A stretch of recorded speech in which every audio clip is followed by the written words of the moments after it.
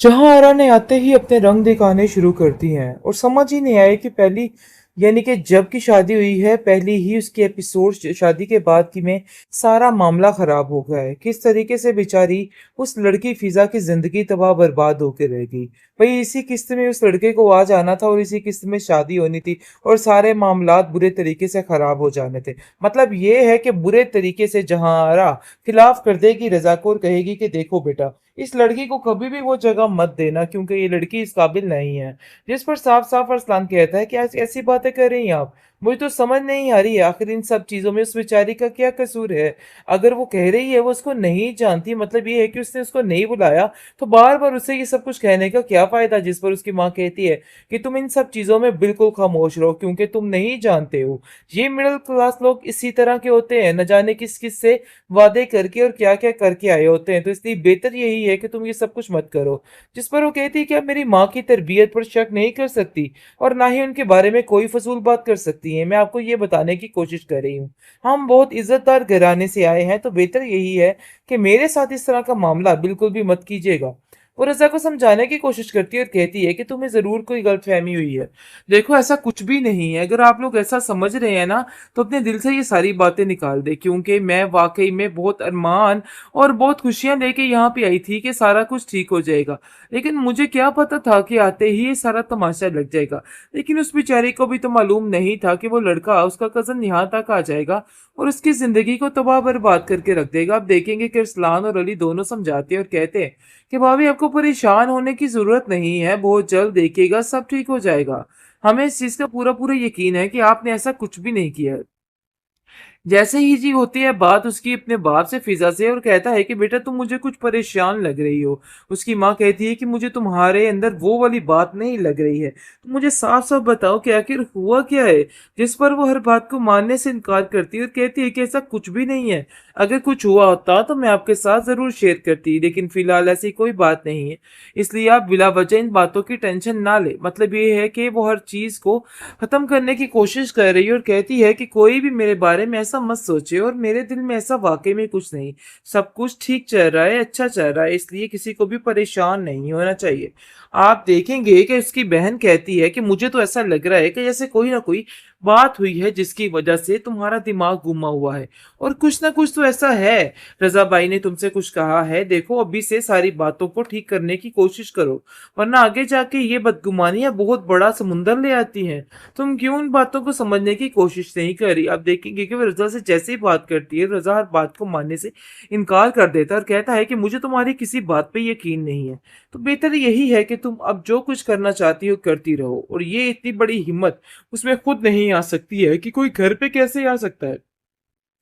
बहुत ज्यादा परेशान हो जाती है। लेकिन ये दूसरी तरफ फाइजा का दिल बुरे तरीके से टूटने वाला है क्योंकि जहार अपना फैसला बदल चुकी है कि वो अब दूसरी बहनें इसकी इस घर में नहीं लाएगी, चाहे जो मर्जी हो जाए, जिसकी वजह से उसका दिल बुरे तरीके से टूट चुका है। और वो काफी परेशान भी नजर आ रही है कि आखिर क्या हो गया है। उसने तो सारा कुछ दिल से एक्सेप्ट कर लिया था, लेकिन जहारा इस चीज को बदल कैसे सकती है।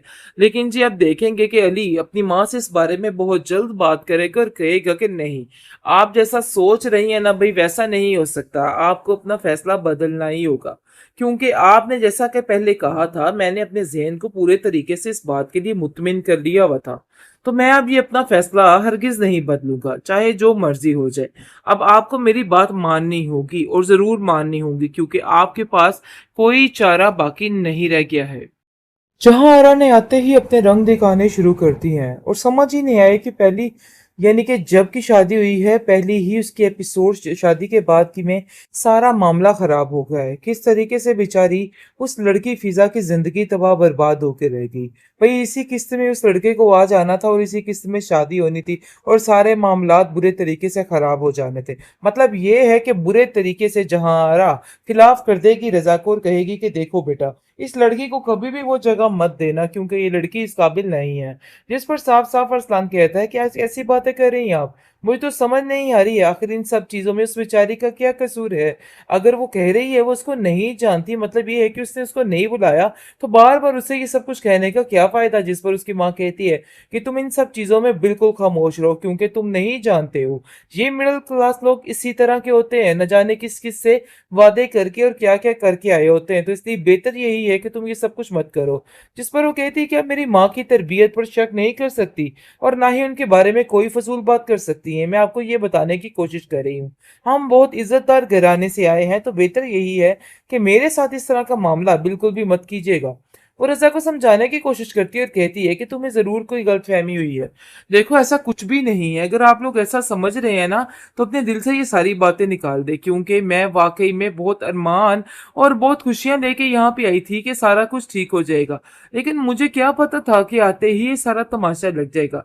लेकिन उस बेचारी को भी तो मालूम नहीं था कि वो लड़का, उसका कज़न यहाँ तक आ जाएगा और उसकी ज़िंदगी को तबाह बर्बाद करके रख देगा। आप देखेंगे कि अरसलान और अली दोनों समझाते हैं और कहते हैं कि भाभी, आपको परेशान होने की ज़रूरत नहीं है, बहुत जल्द देखिएगा सब ठीक हो जाएगा। हमें इस चीज़ का पूरा-पूरा यकीन है कि आपने ऐसा कुछ भी नहीं किया है। जैसे ही जी होती है बात उसकी अपने बाप से फिजा से, और कहता है कि बेटा तुम मुझे कुछ परेशान लग रही हो। उसकी माँ कहती है कि मुझे तुम्हारे अंदर वो वाली बात नहीं लग रही है, तो मुझे साफ साफ बताओ कि आखिर हुआ क्या है। जिस पर वो हर बात को मानने से इनकार करती है और कहती है कि ऐसा कुछ भी नहीं है। अगर कुछ हुआ होता तो मैं आपके साथ जरूर शेयर करती, लेकिन फिलहाल ऐसी कोई बात नहीं है। इसलिए आप बिला वजह इन बातों की टेंशन ना ले। मतलब ये है कि वो हर चीज को खत्म करने की कोशिश कर रही है और कहती है कि कोई भी मेरे बारे में ऐसा मत सोचे, और मेरे दिल में ऐसा वाकई में कुछ नहीं। सब कुछ ठीक चल रहा है, अच्छा चल रहा है, इसलिए किसी को भी परेशान नहीं होना चाहिए।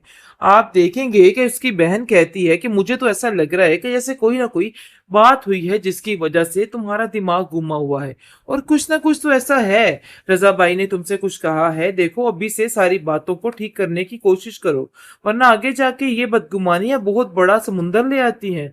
तुम क्यों उन बातों को समझने की कोशिश नहीं कर रही? आप देखेंगे कि वो रजा से जैसे ही बात करती है, रजा हर बात को मानने से इनकार कर देता है और कहता है कि मुझे तुम्हारी किसी बात पे यकीन नहीं है।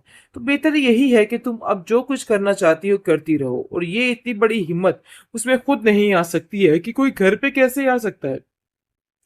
बहुत ज्यादा परेशान हो जाती है। लेकिन ये दूसरी तरफ फाइजा का दिल बुरे तरीके से टूटने वाला है, क्योंकि जहारा अपना फैसला बदल चुकी है कि वो अब दूसरी बहनें इसकी इस घर में नहीं लाएगी, चाहे जो मर्जी हो जाए, जिसकी वजह से उसका दिल बुरे तरीके से टूट चुका है।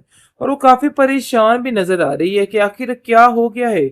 उसने तो सारा कुछ दिल से एक्सेप्ट कर लिया था, लेकिन जहारा इस चीज को बदल कैसे सकती है। लेकिन जी आप देखेंगे कि अली अपनी माँ से इस बारे में बहुत जल्द बात करेगा और कहेगा कि नहीं, आप जैसा सोच रही हैं ना भाई, वैसा नहीं हो सकता, आपको अपना फैसला बदलना ही होगा। क्योंकि आपने जैसा कि पहले कहा था, मैंने अपने जहन को पूरे तरीके से इस बात के लिए मुतमिन कर लिया हुआ था, तो मैं अब ये अपना फैसला हरगिज नहीं बदलूंगा, चाहे जो मर्जी हो जाए। अब आपको मेरी बात माननी होगी और जरूर माननी होगी, क्योंकि आपके पास कोई चारा बाकी नहीं रह गया है।